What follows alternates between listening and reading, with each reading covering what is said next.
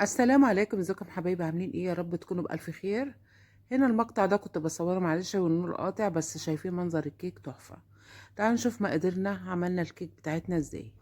احنا هنحط كوبايتين ونص دقيق بالكوباية المعيارية. زي ما انتوا شايفين الدقيق ده جميع الاستخدامات. عايزة تستعملي دقيق كيك وبسكوت مفيش اي مشكلة. تمام، ادي دي تاني كوباية. هنحط كوبايتين ونص زي ما انتوا شايفين كده اهو، وثلاث معالق كبار نشا اهو، كوبايتين ونص وثلاث معالق كبار نشا. تمام كده، وكيس بيكنج باودر بالشكل ده كده. كل ده في المنخل بتاعنا، وذرة ملح. هندخل بقى المكونات الجافة بتاعتنا كده بالشكل ده، ونحط بقى في الخلاط 4 بيضات بدرجة حرارة الغرفة. هنحط كوباية سكر برضو بالكوباية المعيارية، وكوباية زيت برضو بالكوباية المعيارية، ومعلقة خل زي ما انتوا شايفين كده، معلقة الأكل. تمام. تمام. نضرب بقى المكونات بتاعتنا دي لحد لونها ما يفتح وتختلط كويس جدا.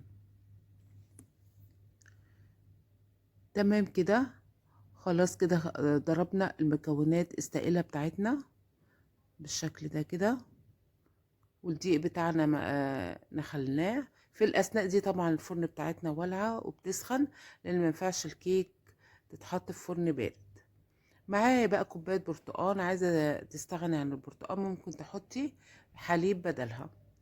تمام كده، برضو الكوباية دي بمقام الكوباية المعيارية. خلطت المكونات بتاعتنا كويس وفي اتجاه واحد، وما تقلبيش في الكيك كتير لحسن ايه، يعني انت لو قلبتي فيها كتير تتقلب لعيش يعني.